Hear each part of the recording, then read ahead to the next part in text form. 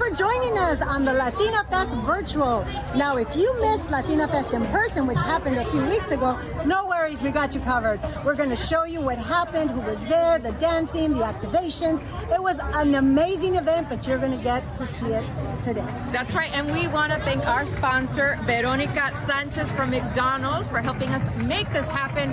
And also, we want to introduce you to another Latina who's an entrepreneur. She's a mother, she's an actress, and so much more. Here's a message from the very own Eva Longoria. Hola, hermanas. Soy Eva Longoria, and I am so happy to be sharing some time with you, my fellow Latinas, in honor of the 3rd annual LATINAFest, celebrating all things Latina. And this year, LATINAFest turns the spotlight on the entrepreneurial spirit of our community. I don't know if y'all know this, but Latina-owned businesses are the fastest growing segment of women-owned companies in the United States. We are creating 2.3 million new businesses nationwide, which fuels the economy growth of America because of us. Our imagination is limitless, and so are the possibilities, and I cannot wait to see where you all are headed, united together, because united we are all stronger. We are the 200%ers, 100% Latina and 100% American. So cheers to you, my friends. Que sigan los éxitos. Un beso.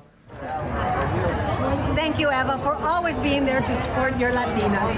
And now for another inspirational woman, Veronica Sanchez, who is our sponsor, but she is not only a businesswoman, she's also a mother, and she's a chingona as well. We're gonna hear from her about how her family grew to have 36 franchise of McDonald's. She is proof that Latinas can do it all. Let's hear her story. Welcome back. So today I get to speak about one of my favorite topics, Latina entrepreneurs, or as I call them, LATINAPreneurs. Today we have Veronica Sanchez. And do you know, Veronica, that Latinas are the #1 group that opens businesses in the U.S.? We're fregonas, right? We are. And so today we're going to talk to Veronica because Veronica's family started in the business of McDonald's. And we're going to learn all about how that works. And she is owner and operator of her own McDonald's, which is the one we're in. And so I want to welcome you to the Trend Talk, Veronica. Thank you so much for joining us because I'm excited to talk to you. Thank you for having me. I'm excited to be here. First of all, let's get to know you a little bit. So we're in a McDonald's that's on Whittier, and by the way, your family has 36 McDonald's franchises, so that if you live in LA, you probably have been to one of their restaurants, McDonald's restaurants, right? Yes. So tell us about growing up. Where did you grow up, and how did you end up in the business of McDonald's? We're actually located in our restaurant in East Los Angeles, so I actually grew up about 4 blocks away from here.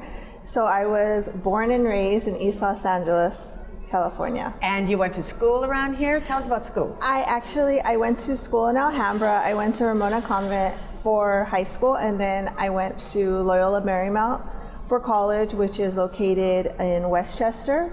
So I am a very thoroughbred Latina, a Latina in Angelina. And Angelina. I grew up close by, Boyle Heights. So we're kind of neighbors. We were neighbors when we were growing up. So tell us about how you started working at the McDonald's, because first of all, tell us how the family got into being a franchisee for McDonald's. So it started with my parents. My father especially, he was a dean at East Los Angeles College, and he wanted to create generational wealth for his family. He wanted to leave a legacy. He wanted to leave something that he could hand down to his children. At that time, he had my older brother and my older sister. So he wanted something that he could leave to them. So he wrote a letter to McDonald's saying he was interested in becoming a franchisee.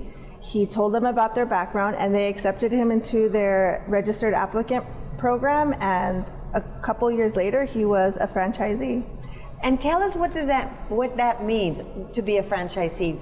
Because like a friend of mine was just saying, that people think that one person owns all of the McDonald's all across the country and the world. So tell us how that works, the franchise. The franchisees of McDonald's, We operate all of our restaurants as their own small business, but we do have guidelines and regulations set forth by McDonald's that we need to abide by. So we have a franchise agreement with McDonald's. However, when it comes to all of the everyday decisions, we make those just like any other small business owner would make. Right. So basically, when a franchisee is asking to use the name, but it's your business, yes. You operate it, and you, whatever profit, it goes to you. Yes. Okay. All right. And so tell us about how old you were when you started working at McDonald's, unofficially and officially. So unofficially, I was probably about 14. And my parents would drop me off when I wasn't in school. They would drop me off in the morning, tell the manager, okay, use her wherever you need her. So I would be wiping down trays, I would be in the drive-thru, I would be in the lobby, front counter, French fries. So they would use me wherever they needed me. And officially, probably in 2016, I started working with McDonald's. Okay. Directly? Yes. So after I finished college, I went to Cal State LA. I got my MBA. So after I finished the MBA program, I approached my dad and I told him, I love McDonald's. I haven't found a company that I love as much. I have the ketchup in my blood, and I want to come on board. And at that time, my sister and my brother had already been involved in McDonald's, so he was obviously very happy. This is what he envisioned when he first started. So it was a really So you good went moment. into the family business. I did. And this is the one that you own and operate. This is the one. Yes, one of the locations I own and operate. Oh, that's awesome. And then also, we were talking a little bit earlier, and I was asking you about, did your friends go, oh, you're so cool, you have your family owns a McDonald's. And tell us about that story, about how. So we actually, when I was in high school, a number of my friends actually asked us for jobs. So my dad would hire them, and it was kind of a fun, so we would go to school, and then on the weekends we would all work at McDonald's together. So it was really fun, and I had a lot of friends that I worked with in the McDonald's. So it was definitely something growing up that was very instilled in me. And tell us about your family. I think that you have siblings, and they all own a McDonald's themselves? Yes, I have an older brother. He owns and operates restaurants in San Diego and Orange County. And my older sister, she operates restaurants in San Bernardino County. But we're still all one organization. We all work together, but we're a little bit spread out. What is the hardest part of running a business, and what brings you the most joy? The hardest part is, just having your own business, making sure that you're making the right decisions, especially within the last 18 months. Just the pivot we've had to make. Luckily, McDonald's had already started to focus on drive-through digital ordering with our app, and also delivery. So we already had the foundations, but just really pivoting and focusing on that, since we were not allowed to open our dine-in for a number of months. And just trying to make the best business decisions, not only to keep our customers safe, but to keep our employees safe, to keep just the whole community safe, but still be there for our community, because at that time it was a lot of uncertainty, and we knew that if we were not able to provide and be there for our community, that would cause a lot of panic. I had friends calling me, you guys are not closing, right? As long as McDonald's is open, I know we're gonna get through this, I know we're gonna be fine. So that was definitely always on our mind. And you also have a lot of longtime employees. Yes, we do. We have, our director of operations has actually been with us for 32 years, and we actually have generational employees. So their parents worked for my parents, and now their son and daughter are working for us. So it really is a family business, and I think that's one of the most rewarding things about being in this business is you see they start maybe as 15 or 16-year-old kids. They have these ambitions, and they work with us for a number of years. We help them get through high school. Maybe we help them get through college, and just seeing grow as people and knowing we had a little bit of a part in that probably is the most rewarding thing of this. It's like a big extended familia. Yes. because I mean, because you're a family. So Yes. this is your restaurant, but you run it, and it's that same pattern repeats itself across the other 35 restaurants. Yes. Yeah. So also, we were talking about how you're now in a position to give back, and you work with Downtown Women's Center, LA Women's Center. So tell us about how you work with that center. In 2019, we started working with the Downtown LA Women's Center, and a big part of it is because when you look at downtown, the downtown area and surrounding areas of Los Angeles, there's so much homelessness, and I think there's a lot of misconceptions about homelessness. You know, it's not all mentally unstable, or a lot of them have just had bad breaks. Maybe, you know, and rent is so high in Los Angeles, you lose your job, or, you know, maybe your partner passes away and all of a sudden you're homeless.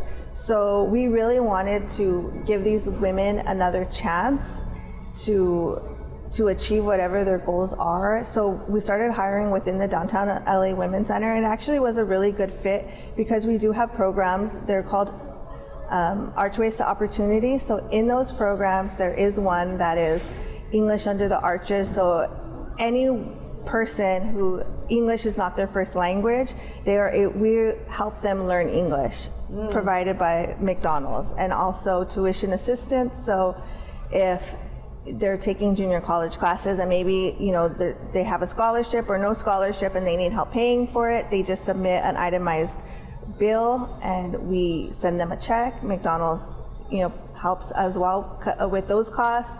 And lastly is the GED program. The high school diploma program. It is not a GED, it is a high school diploma. So if for some reason you were not able to finish high school, you can achieve that goal while working at McDonald's as well. And everything is online.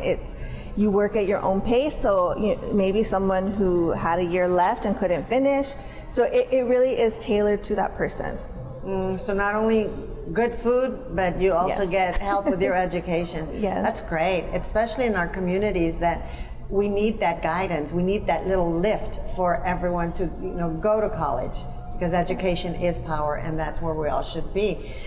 You also have a partner with Beauty to the Streets, and that was a really wonderful program. Tell everybody what that is about. Yes, so Beauty to the Streets is actually a program that she provides makeovers to the residents of Skid Row, because, you know, when you look good, you feel good. So that is really her mission.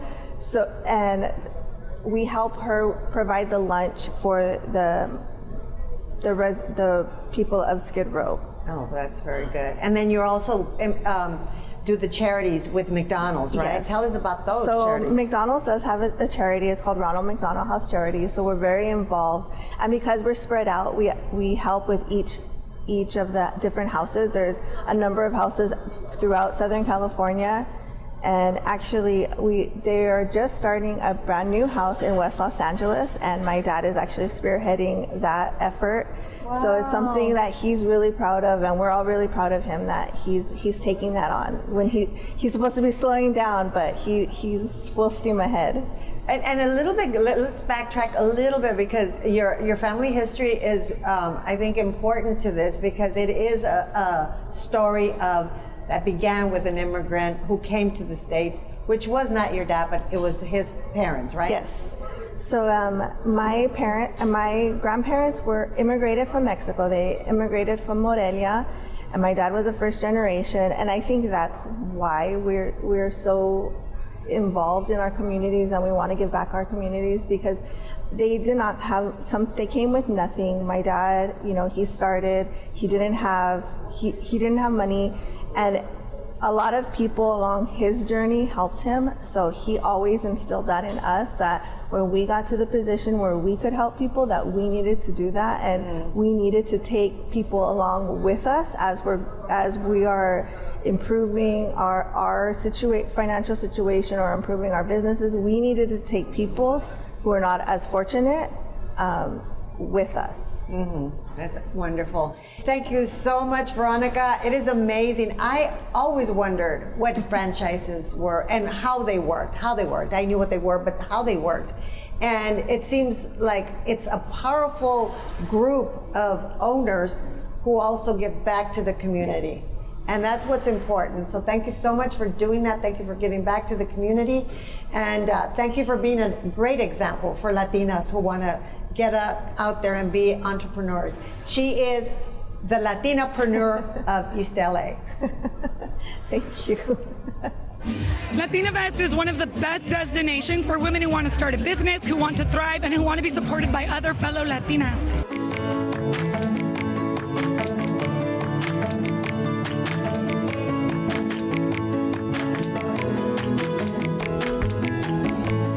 The number one thing I would tell someone who wants to start their own business is to find something they're passionate about, because no matter what the setbacks are, if they're passionate about it, they're gonna keep pushing themselves forward. Un hamburger Happy Meal? El café más grande que tengan, por favor. A Big Mac, please. Un cono de vainilla. Chocolate caliente, por favor. Yo invito. Yes. Un Happy Meal. Mejor 2. 3. No pickles. Ketchup extra y es todo. Ah, una cosita más. Siempre nos has acompañado y queremos que nos sigas acompañando. Con My McDonald's Rewards, ahora cada orden viene con puntos canjeables por McDonald's gratis. And we love getting to know different LATINAPreneurs because we are the future. And today I am so happy to be talking to another wonderful Latina who took her passion for crocheting, something that her mom taught her, into a business. We welcome Cassandra Sue from Monarch Box. Thank you. ¿Cómo estás?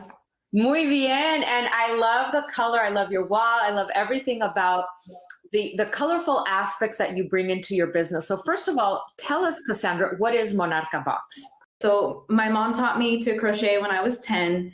And I remember the moment I saw her crochet. I needed to know what it was. I needed to just find out how she used this magic wand to create things from a ball of yarn. So Monarch Box, and as I said, Artesanía Crochet, is my interpretation of taking what my mom taught me, what my tia taught me, and adding my spin to it. So everything is crocheted. I crochet every piece, and it's my interpretation of something that has been passed down within my family, but creating something new with that as a base. Right. Yeah, I definitely love that you are giving new life to a tradition that's been passed down and that could get lost if it's not, celebrated by the younger generations. And that's what you're doing. You're kind of combining something that our grandmothers used to do with something cool and hip, like these earrings and all kinds of other products that you have. And I really like how you use that to create a business. Is this your business 9 to 5, or is this kind of like your side hustle? Talk to us about the structure of how you incorporate Monarch Box into your life as a business. I am a grad student. So I'm a first generation in grad school, and this is my full time currently as I go through school. Wow. But, we'll see what it turns into. I mean, I'm open to it turning into different things. I see crochet as an artwork that has not been elevated, and as well as the narrative around the artwork has not been that it's art. For example, I don't know if you can see, I also brought a headpiece I created. It's also, bring it out so we could see it. Wow. Oh my God, that is amazing. And is that for like Dia de los Muertos, or because the colors? Yes, and it's all that tejida, like front and back it's all tejido and yarn as an art form. Wow. And I'm assuming that it's also therapeutic for you because you're concentrating in creating this art, which is art. So why don't you show us some of the things that you sell and give us a few words about each of not each, pick maybe, a couple of your favorites. So I will show the ones that are my own pattern. As I said, some of these are my own creation. For example, the nopales, that's my own, that's my own pattern. And then the sunflowers, which is where the business came from. I did not seek out to start a business. The business found me.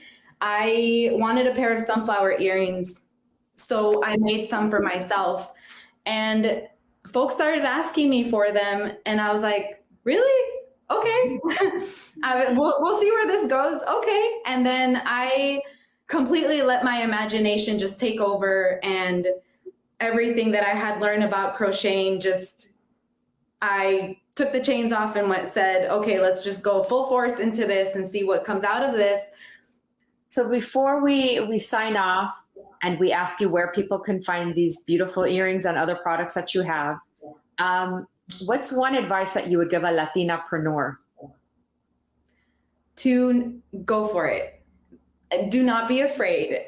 Do not be afraid. If you have an idea, if you have this want to, a passion, it might be a passion project. Go for it. Put it out there. You never know the people that are going to come and say, I love your idea. How can I help you? Mm-hmm. How can I support you? Right. Never know the people that will come around. And that's why community around this is so important. That's why LATINAFest, this virtual event, are so important, because us as Latinapreneurs, we come together, we ask each other questions, we give support to each other. It's really, really important to have that support. So Cassandra, speaking of support, where can we support you? Where can we buy beautiful crochet earrings or ask for a custom made item, which I understand that you also do custom made items. So where can people find you? You can find me on monarchbox.com, or I'm also on Instagram, TikTok, Facebook. You can find me. I do vend, so sometimes you can actually come to where I'm vending and see things up close and in person. Awesome. Well, thank you so much. I can't wait to meet you in person, hopefully soon, and get some of those sunflower earrings that are just calling my name right now. Muchas gracias, Cassandra. Thank you so much. Systemic barriers have created profound inequalities for Black and Hispanic communities, and the disproportionate effect of the pandemic made them worse. To lift our communities, we're helping drive economic inclusion and increase home ownership, access to affordable housing, entrepreneurship, and bolster financial health. Our firm's $30 billion racial equity commitment includes helping 40,000 people become homeowners by the year 2026. We are also preserving affordable housing for renters and helping people refinance loans. We're providing an additional 15,000 loans to small businesses in majority Black and Latino communities, and mentoring and supporting entrepreneurs. And we're increasing our spending with diverse suppliers and helping more companies get information on how to get certified. We're helping make banking more affordable and accessible for people through low-cost accounts, opening community center branches in neighborhoods that need it the most, and investing in minority-owned financial institutions. We've also committed to a more equitable and representative workforce by developing a diverse talent pipeline for people at all career levels. This is just the beginning. We are on the path to help drive inclusive growth in communities for a stronger, equitable, and sustainable economy for all.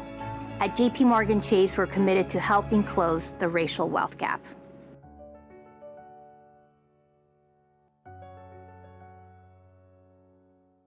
Latina Festival is an amazing event that's representing all Latinas all around. We have all the small businesses here that aren't small because we're doing something so great. It's an honor just to be here because they presented me with a grant for the Hero Woman Rising, which is an honor to just be presented with that. Giving back to our community is something that they've preached, that they want us to continue doing, and that's what we're doing here. So, an honor to represent all Latinas and the Latina community, and to be here at Latina Festival is just amazing in itself. So.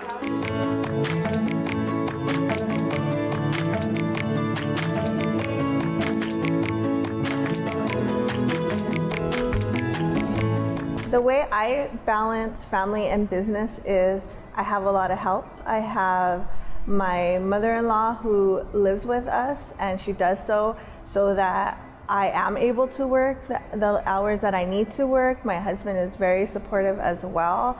He understands that what I'm doing is not just about a paycheck it's really community. He knows that, sometimes it may take me away from my family more than I like, but I'm hoping that when I have 2 girls, so I'm hoping that when they grow up and they get older, they see that they can be anything that they want to be, and they can be strong, independent women and still have a family. And it's a balance. It really is a balance, but a lot of help. Definitely, I have a lot of help that I'm very thankful for. Hello, and thank you for joining me. My name is Cindy. I'm with Crafting with Sin, and I'm so excited to be able to share with you my beautiful pumpkin succulent. This is the one that was created at LATINAFest, and let me hold it up so you guys can see. It's the large pumpkin, and so this is something that is beautiful for Thanksgiving, for your centerpiece, for your front porch. I have a smaller version, which is right here. And this is beautiful to be able to give to someone who maybe is hosting Thanksgiving dinner for you this year. What a beautiful way to say thank you and how much you appreciate someone than by showing up with this beautiful pumpkin actually made by you, because I'm inviting you out on November 21st to come join me at my workshop in Bell Gardens on November 21st from between 11 and 3. I offer 2 classes, a morning and an afternoon. We provide lunch, we provide coffee. So you basically start out with a pumpkin like this. You get to pick your pumpkin because I do believe in the energy. So you are creating a relationship with your pumpkin. So you get to choose the one that is calling you, and then you will have 100% guidance by me. Here are the supplies needed for the project. So we start out with glue, scissors, and then we'll be needing moss, which will give it that extra touch, and then we use eucalyptus to give it that finishing touch, just to make it fabulous. Succulents, and of course our beautiful pumpkins. So let's get started. So this is basically what we'll be doing. I will be giving you step-by-step instructions on how to make the perfect pumpkin for your centerpiece for Thanksgiving, and you'll have one that you'll be able to give.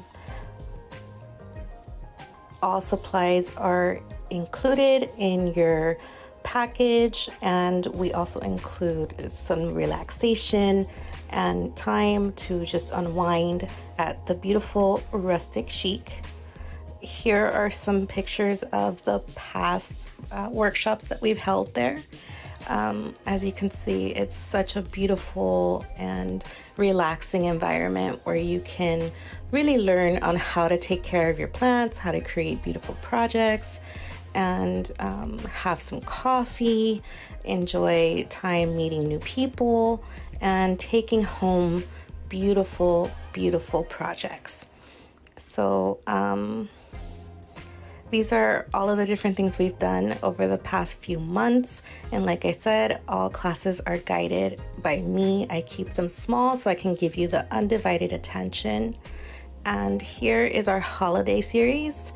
So if you're interested in making any of these projects, you can join me at craftingwithsin.com or my Instagram, craftingwithsin. And these are just some of the projects that we just did this past weekend with our paint and plant class, and it was absolutely fabulous. So I hope that you enjoy the video. I hope that you can join us. It will be November 21st for the pumpkin succulent class. And here's my info if you want to give me a follow on Instagram or check out my website. Un hamburger Happy Meal?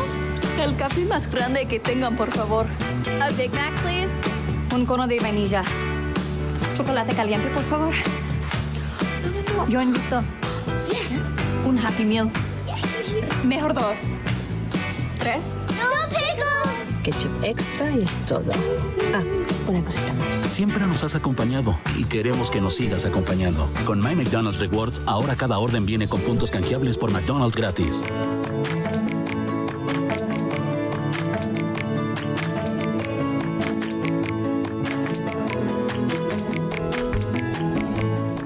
What makes an employee-employer relationship good is having open communication, having respect, and just really having the mutual respect for each other.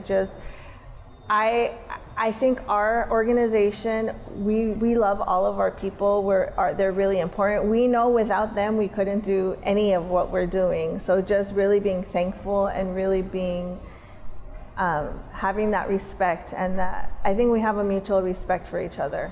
This is an incredible festival, LATINAFest, that Naive, Belle, and Allison have put together that empowers Latina women, that promotes Latina women. Quite frankly, and I don't say this facetiously, but I wouldn't be here if it wasn't for a Latina woman. I state the obvious, but it was this Latina woman who played the role of both mother and father, who paid for the rent over my head, put the clothes on my back, put the food on the table. These types of events, really promote, the role, that Latina women play in our society, politically, economically, gastronomically, entrepreneurially, and I think that the Latinos are going to play such a bigger role.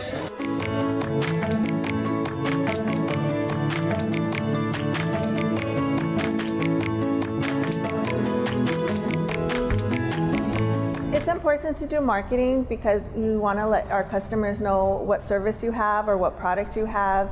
So there's direct mailers or print marketing, but the most effective really it has been digital. So everybody now has their phone. So just really doing the digital ads, because everybody is always on their phone now. So if you have an ad that pops up and it catches their eye, they're going to come to your website, or they're going to see what exactly it is that you have to offer.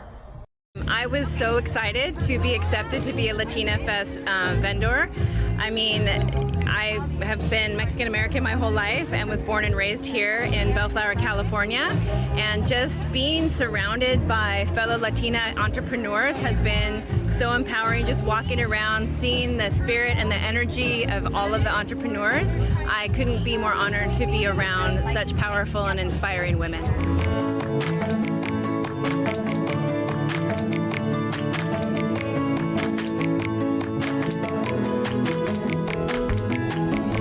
As an entrepreneur, there's a lot of websites that offer training. If it's Microsoft, I know for me, mine was Microsoft Excel.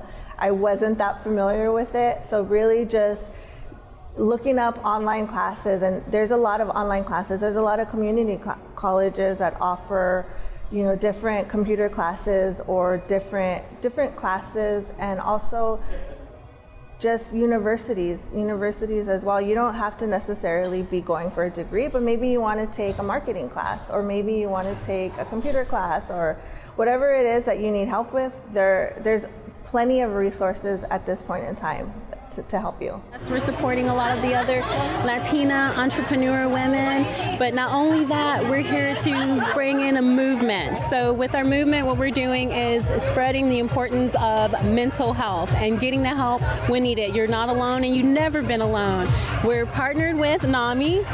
This number here that you see is actual mental health services that was there for you, and they're always there for you at any time when you need the help. We teach the youth and tell them if you know anyone, have a family member, a friend that may be struggling and need help, you're there.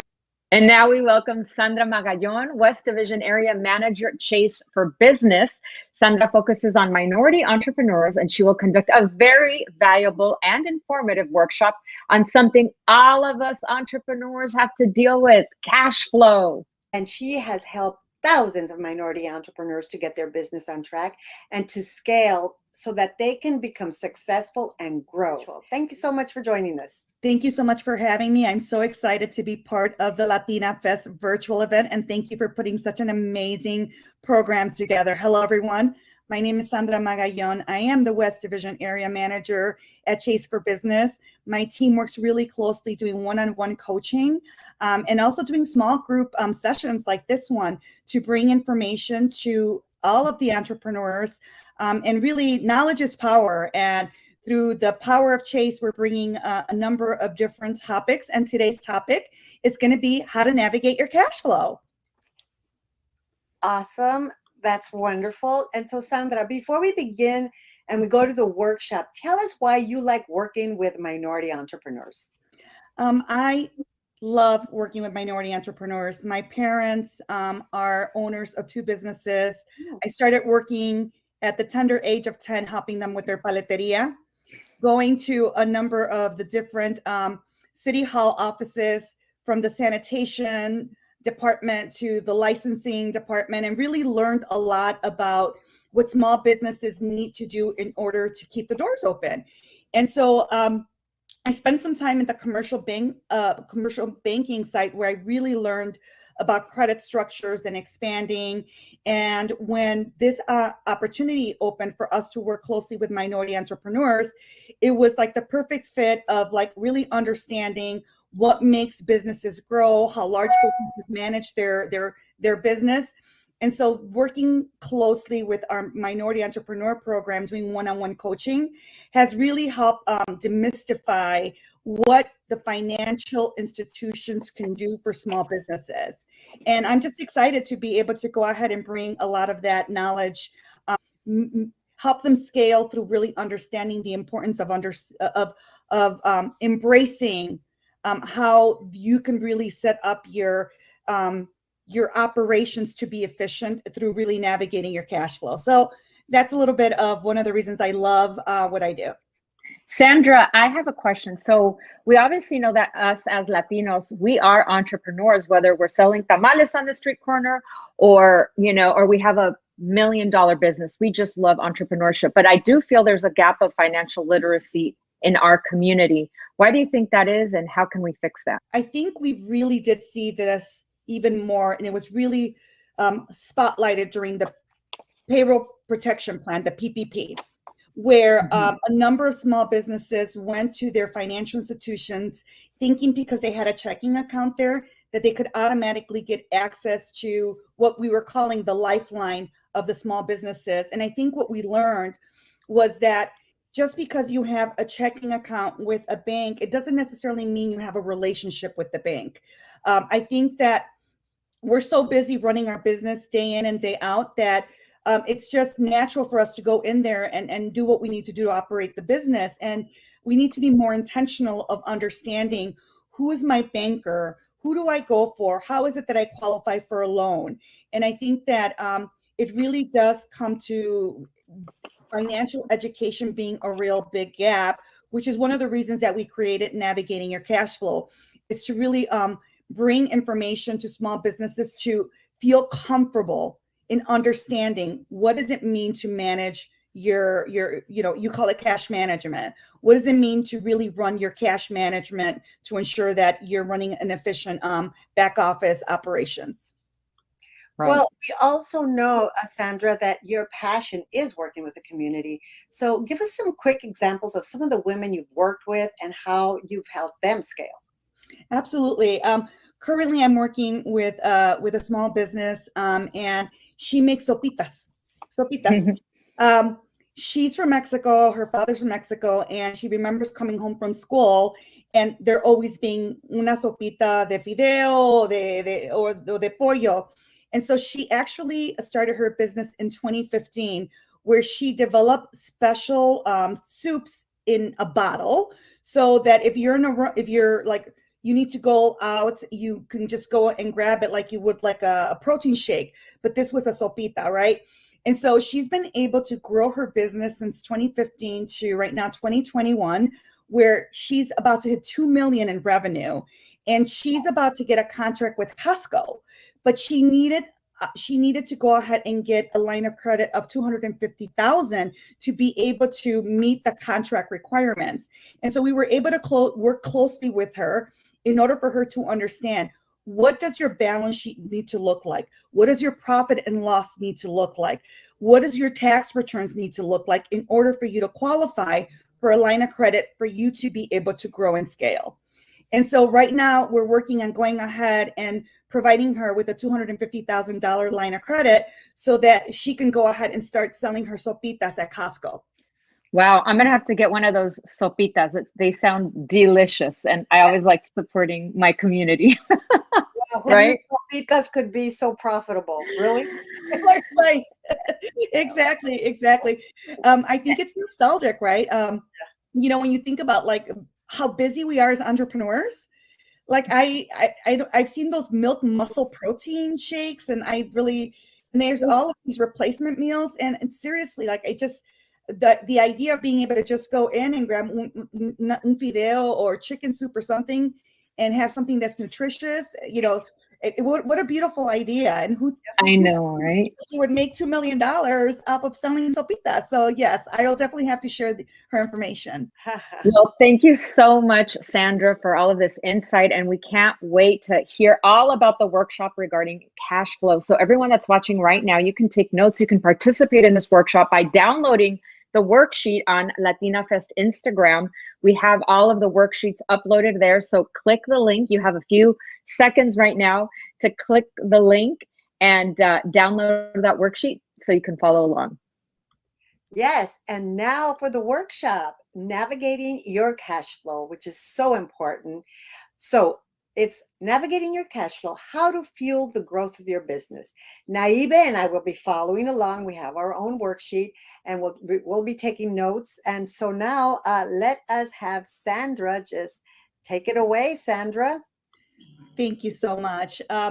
Yes, so today's workshop is about how it is that we need to really take a look at the money that comes in, whether it's through different contracts, through sales, and what do you do with that money?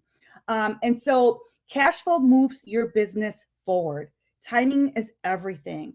Successful business managers manage their cash to make sure that there's cash when they need it. Success depends on making sure that you have it at hand. And I think that we all learned our lesson in regards to when the pandemic shut down our small businesses and understanding that cash was king. And so today we're going to talk about different types of strategies that will help your cash flow become much more efficient. Next slide, please. What we will cover today is four different parts. The cash flow basics, I will go ahead and skim through that. Maximizing your cash in, which is super important, and maximizing your cash out. And so having the cash in and cash out down to a science will then provide you with the liquidity that you need to have the cash to help you grow your business. Next slide, please. So before we go ahead and move to the cash flow basics, let me ask our two wonderful hosts, how comfortable are you with your cash flow? So Belle, if you can just tell me like how you feel, because from a 1 to 5, how do you feel that you understand how your cash comes in and out of your business from 1 to 5? Such an interesting question, Sandra, because I recently had to deal with that. I mean, you're always watching your cash flow, but I recently was asked, well, you need to do this and you need to buy this. And yes, I do. And I have the money, but if I spend it now, I won't have any money for bills or for utilities. And so that's when that point really drives home. It's like you need to manage it so that you always have that money for emergencies. At least that's what I think. What do you think, Sandra? No, and that's exactly my point, right? So like, some of the points that you brought up really then takes us to the first part of the cash flow basics. So really understanding what drives cash flow really will help you improve. There was a survey that we conducted, and 50% of small businesses are operating with fewer than 15 days of cash buffer. 15 days. Now think about the pandemic and how it shut us down for months, and we're still recovering. And so that's why it's important for you to have enough money. And the rule of thumb used to be that you would need enough money as far as a buffer to be able to be sustainable for 3 months. 3 months. And that goes with personal, right? You being able, in case you would lose your job. Same thing with the business, to make sure that you're able to pay your employees, you're able to go ahead and keep the lights on and the mortgage paid, or the rent. And so that's really eye-opening when you think that only 50% of small businesses have 15 days of a cash buffer. So once we're done with this workshop, what I'm hoping to do is provide you with a good understanding as to what are some of the options that you also have to ensure that you're not using all of your cash. And so we'll touch on that also. So the cash flow highlights are this. You need cash flow to pay suppliers, to pay your employees, for the rent and space, to pay taxes, and to reinvest. And so there's the inflow and the outflow. And so again, you need it for operating, you need it for investing, and you need it for financing. Next slide, please. So when you're thinking about the basic tools that we use today for cash flow, think about the tools that are available to you. So it's really important that you talk to your bank to understand what type of services they have for small business owners to understand their cash in and their cash out. And so there's a number of different applications that banks will provide you, where it will give you what your starting balance is, what your end balance is, how many debits came out, and how many credits, and what, at the end of the day, what do you have sitting in the account. So really understanding that day to day for at least a month will at least provide you with like an understanding of what some of the inflows and outflows are. Are you making more money on the weekends? Are you going ahead and spending more money on inventory at the beginning of the month versus the end of the month? But really utilizing the tools that are provided to you by your bank. What is an alert, like when your cash flow, in danger? What would you look for as a businesswoman? And that's a great question, right? And so again, like let's say that you're gonna, that you need $5,000 a week to run your operation on a weekly basis. Let's say weekly basis, and you fall below the 5,000. And so that's where you're able to go ahead and put an alert and say, okay, wait a minute, let me take a look and see if I have any receivables, anything coming in to my for me that I'm getting paid for a large order, in order to make myself whole. And if you don't make yourself whole, then that's exactly when you have other resources like lines of credits, right? That's why a line of credit is important, because what you want to do is make sure that you have enough of a buffer. If you don't have it liquid, then you can maybe go to a line of credit to pull it from there. Typically, I don't recommend that you go into a savings account. A savings account is going to be something that's more personal. You want to go ahead and invest that. And so I would say that knowing what your weekly budget is to run your business would be a good place to start. Sandra, I have a question, because as a business owner, one thing that sometimes lines of credit, it gets scary when you think about interest and all of that. What is a typical interest on a line of credit? Well, it really depends on who you get it with, right? So you do have, I always recommend to my mentees, if they cannot get a traditional line of credit with a bank, right? And when you go with the bank, you have to have strong balance sheet. You have to be able to have a profit and loss statement. You have to have like a CPA that's going to prepare like your financial package to be able to go ahead and get a line of credit. However, if you look into and work with your bank, you're going to find that there's community development financial institutions. We call those CDFIs. Again, Community Development Financial Institutions. These are CDFIs that are here to help small businesses with micro lending.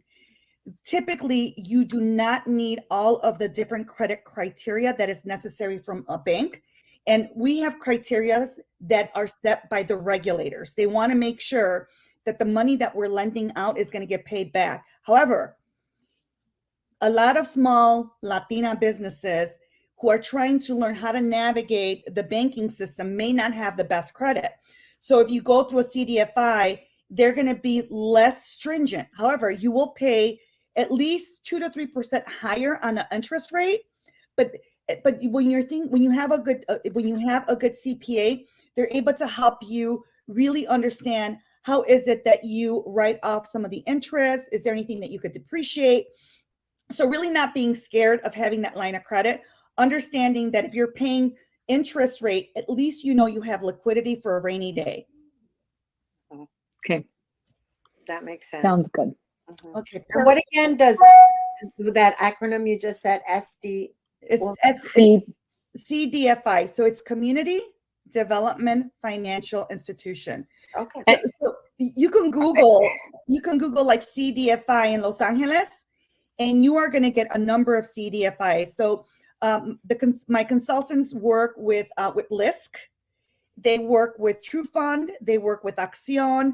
They work with a number of CDFIs, and some of them do micro lending. Well, they will lend between $500 all the way to $100,000. We also work with Kiva, and so Kiva is like a fund sourcing nonprofit that helps businesses by raising money through crowdfunding. So there's a lot of tools out there right now that can really be helpful, that will get you to the level where you're able to qualify for a traditional line of credit. We should have a better relationship with debt. Debt is not bad. If you think about the pandemic, 85% of non-Hispanic, non-Black, our white counterparts, 85% of them had access to credit because they had lines of credit. Yeah. And with Latinos, it was like somewhere around like 18%. And then with the Black counterparts, it was somewhere close to 12%. So that's so true. Yeah, no, that's what you're saying is so true, because it takes money to make money. And I think a lot of times our family has always told us, no pidas prestado, no, don't ask for a loan. Like, it's loan, the word loan has had a very scary stigma. But like you said, there's programs that help us navigate the loan world, and you do need money to make money. So let's make money. That's the whole point, right? and that's exactly it. And that's why cash flow is so important, right? And so really understanding like how the inflows of your cash is, and basically just some very basic rules are really utilizing tools that are going to provide you with what is coming in, which is what inflow means, right? What's coming in. Outflows, like what's going out. And by going ahead and seeing what is left at the bottom is simple math, right? Whatever's left at the end of the day. And then you can say, what am I going to do with this money that I have sitting here? Do I put that into my business account? And if I put it into my business account and it starts to accumulate to a certain level, what do I do with that, right? And so could I invest it? Can I go ahead and put it into a vehicle where I can keep investing? Because the idea would be that as you have money coming in, is also being able to go ahead and put some of that money and start going ahead and having a plan on what are you going to do with that money. Do you want to grow your business? Do you want to grow to a second or third location? Do you want to hire more employees? Do you need new equipment, right? And so really having a good understanding of the inflows, the outflows, and at the end of the day, what are you left with? ¿Qué son tus ganancias? Right? And so that's important. And one of the things that I would say is when you're thinking about maximizing your cash in, and how is it that you bring in the most cash, is really thinking about your clients. What kind of payment terms do you have?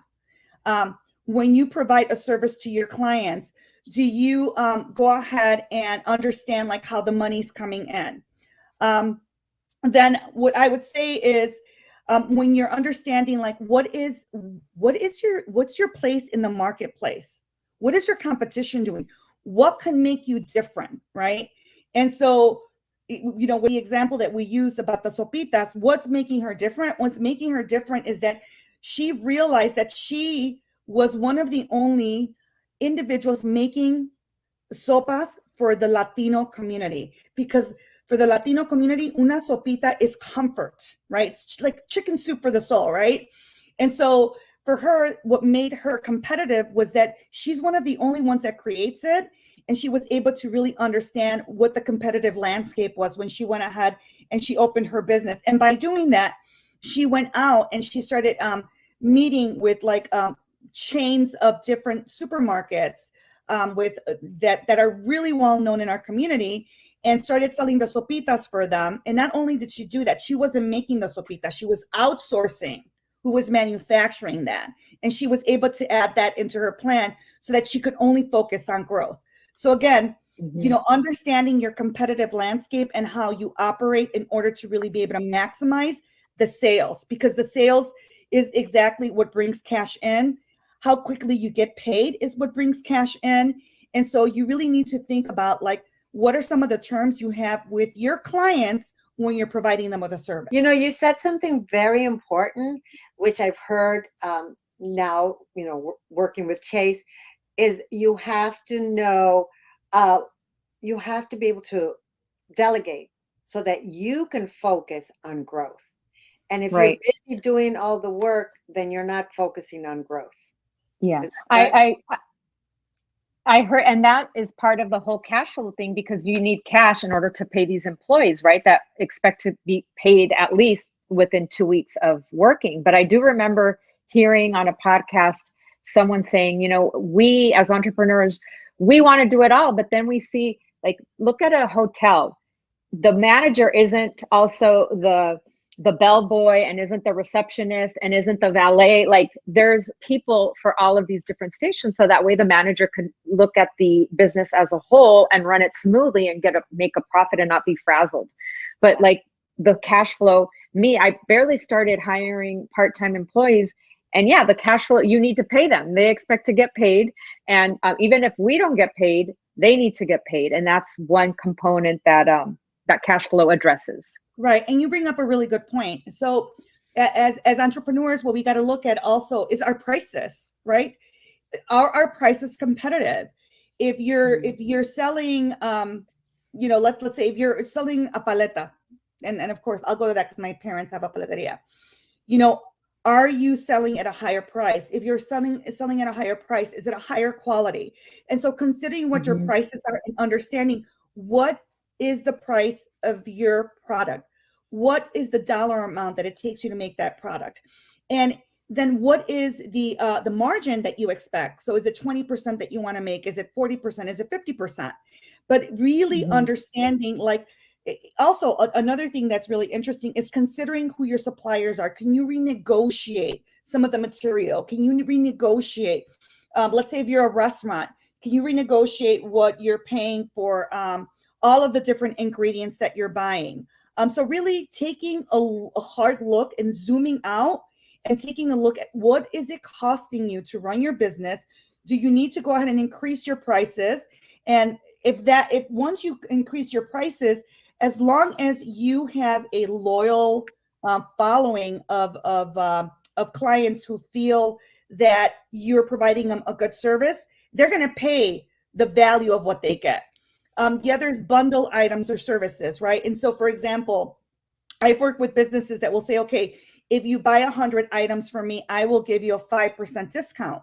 Well, really understanding, like, if I go ahead and sell it for them for like 100 items, do I sell 100 items a day? Here's an example. There was a small bakery we were working with.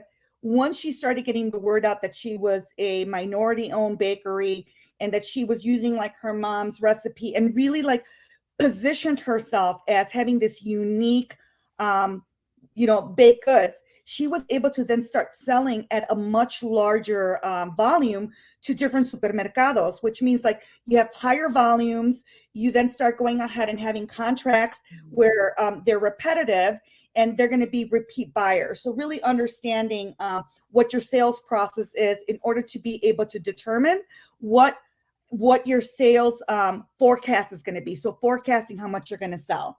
Next slide, please.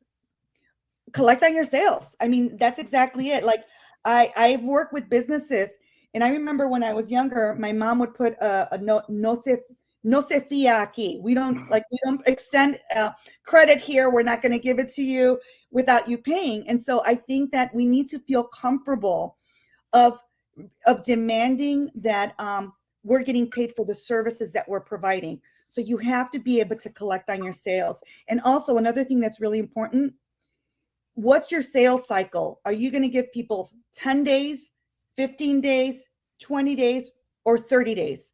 Like how many days are you going to give the different clients that you have? So like if you're a wholesaler and you're providing, let's say, your distribution for candy and you're delivering to a supermarket, do you expect them to pay you right there and then, or do you go ahead and have a 30-day process? Again, it's really understanding like how quickly you can get that cash in so that you're able to go ahead and make it work for you. I have a question. You say you need to figure out, how much to give them. How do you figure that out? Like let's say you have a clothing store. How do you figure out who to give the 15? Is it when they ask? Is it when you? And let me even make it a little bit more specific. As a business that's just starting out, should you give those 30-day and options? You bring up some really good points. So 2 answers. When you're working with what we call anchor companies, right?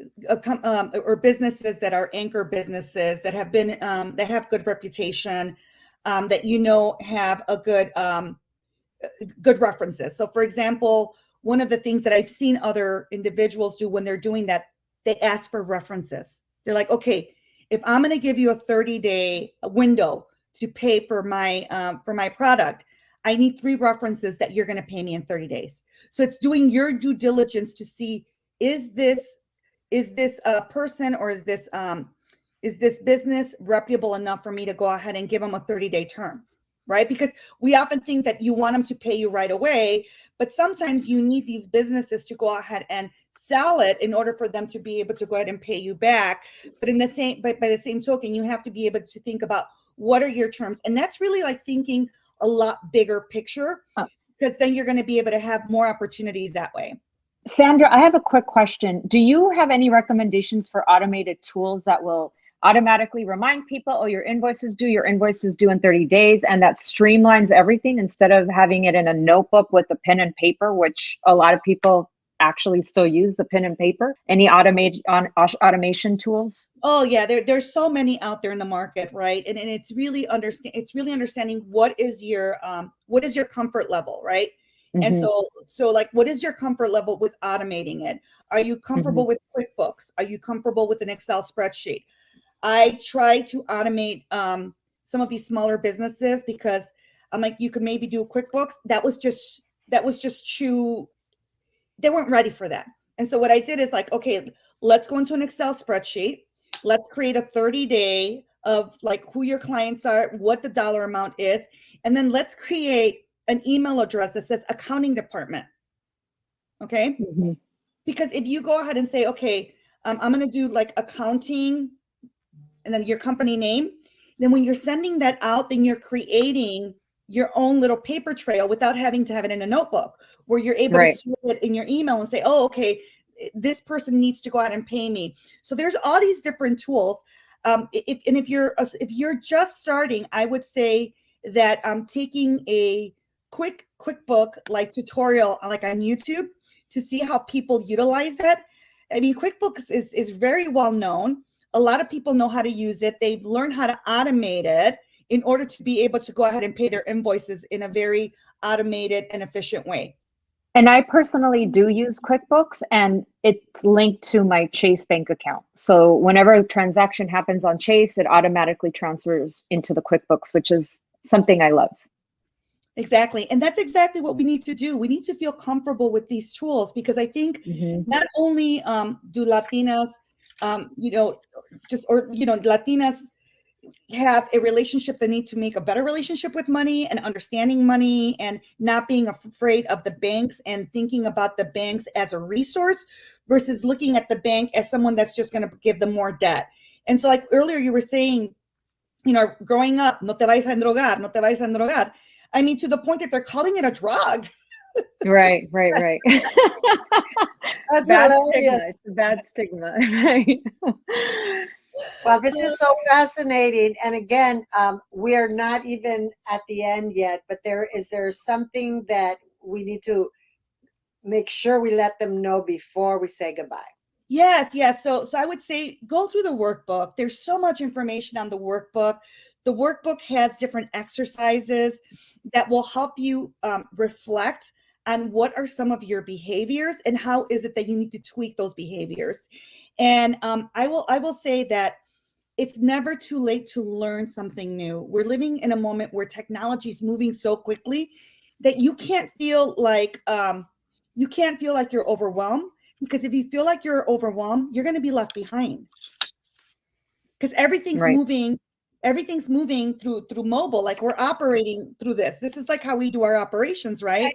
And it's okay to be scared, and people get frustrated because I've seen people that I know that are not automated, and they don't know about email, and it's very frustrating at first. But the more frustrated you get, the less you are able to learn. So I think we just need to relax and embrace technology, and these are the tools that will help us. And the irony is, a lot of people are scared of technology, but they're amazing at social media. And it's the same thing. Like just how you learned how to upload pictures and airbrush, that's exactly the same things that you need to automate your business. So let's not be scared of technology. It's our friend. But Sandra, I really want to thank you so much for this informative workshop about cash flow, the money, which we all need to operate and grow our business. So where can people get more information on this workshop? And I also want to remind people that the PDF is still on LATINAFest Instagram. It's going to be up there for a while. So people for a few weeks after this virtual workshop can still download it, keep it, do their homework and get, become queens of cash. But if queens of cash, that's a new term. So where can people get more information if they want to reach out to you or to your all of the workshops that you provide? I would say if you go to chase.com/business/small business, you're gonna hit our landing page. And so our landing page is in English and in Spanish, because we want to make sure that we're capturing those that are more comfortable in speaking Spanish. And so even if you do a quick Google of Chase and Minority Entrepreneurs Program, it will take you right to our landing page. So I'm happy to share that with you, and you can share it on Insta with the attendees so that they can go ahead and there's an intake form. And so they're interested in getting one-on-one coaching, then that's the way that they're going to get connected, depending on where they are in California, whether they're in the Bay Area or in Los Angeles or in the Inland Empire. We have consultants throughout California. Oh, well, thank you so much for all that information, Sandra. It just feels like when you get information like this, it feels friendlier. And thank you for making the cash flow mystery friendlier and understandable. And we can get more understanding by visiting and downloading that workshop off of our Instagram at LatinaFest. And then also if you Google Chase Minority Small Business, and you will get all of that information. So anyway, thank you so much. We look forward to seeing more of you, because that means we're going to be learning more about our business. Well, thank you so much for bringing this information to your audience. I love working with small businesses. Small businesses, Latina businesses are what's fueling our economy. And so more of these will definitely help elevate our people, nuestra gente. We want to thank our LatinaFest virtual sponsor, McDonald's of Southern California, for bringing this program to you today. Our in-person LatinaFest took place on October 17th, 2021, and it was presented by Chase Bank. We are glad we could share some of the excitement from that day and bring you extra programming on the virtual. Our goal is always to lift up Latinas. We also want to thank our sponsors of the live Latina Fest, Union Bank, SBA, Hornitos a Fair Shot, Golden Road Brewery, Southern California Edison, LA County Supervisor Hilda Solis, Councilman Kevin De Leon, ABC7, and Latin Heat Media. We'll see you in 2022 at the 4th Annual Latina Fest.